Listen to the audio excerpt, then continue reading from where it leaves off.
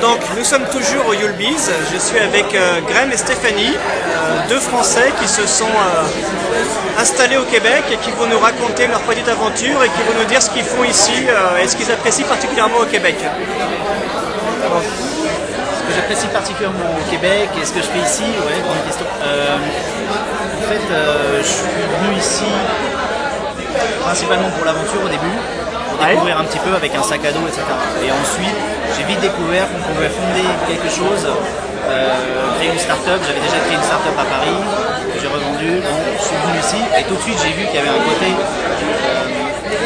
entrepreneur incroyable. On peut lancer quelque chose comme ça très vite sur une simple idée, sans même avoir à faire tous les enregistrements administratifs, etc.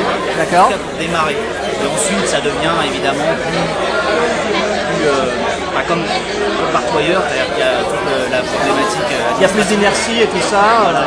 Mais n'empêche que pour démarrer, pour le lancement d'une idée, on le fait tout de suite. Et ça, c'est la grande différence que j'ai rencontrée avec Paris. Et pareil, en face de soi, tous les gens qu'on va rencontrer sont très ouverts à ça. Donc ça, c'est vraiment très nord-américain, c'est la grosse différence. Et en plus, c'est quand même, disons, à 50% en français, ce qui facilitait la vie pour moi qui n'était pas très bon en anglais par rapport à New York, par exemple.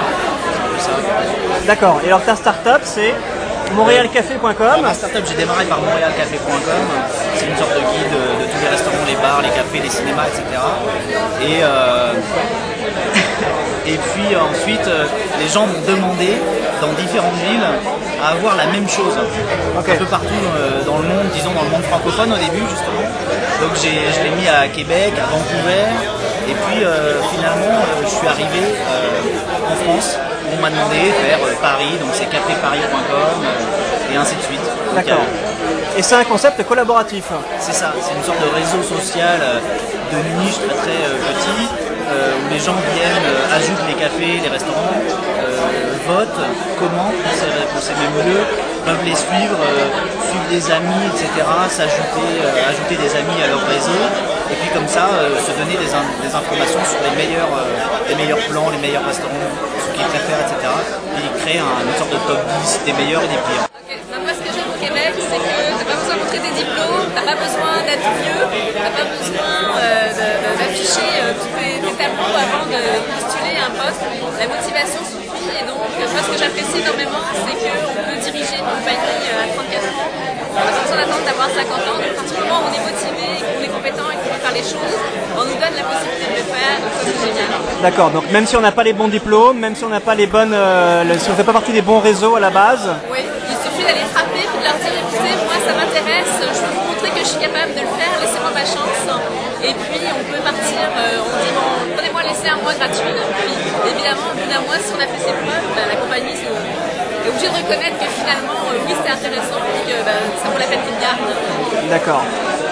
Il me semble que ton visage n'est pas tout à fait inconnu sur le fredcavazin.net parce que j'avais déjà parlé de toi et d'une association dont tu peux nous reparler. Oui, avec notre beau t-shirt pour la journée mondiale de l'utilisabilité. En fait, moi je suis la vice-présidente Québec de Utilisabilité Québec, le chapitre québécois de UPA, Usability Professional Association. Donc effectivement, je lis ton blog et je t'avais envoyé une photo pour te signaler que nous aussi, au Québec, on fêtait l'événement de la journée mondiale. On avait essayé de faire un espèce de retransmission live. Bon, ça s'est pas fait, mais mais bon, je conserve l'idée. Peut-être qu'on y arrivera un jour. Oui. L'essentiel, c'est qu'il se passe des événements dans le monde pour la journée mondiale de l'utilisabilité, puis qu'on sache qu'on est plein de professionnels à pouvoir défendre ce mouvement-là pour expliquer qu'un site soit facilement utilisable par tout le monde. Et en 2008, bien évidemment, il y aura quelque chose au Québec. Oui, bien sûr, il y aura toujours la journée mondiale, je pense que ça va être le 13 novembre, quelque chose comme ça cette année, donc on n'est pas encore en train de le préparer, mais bientôt. Ok.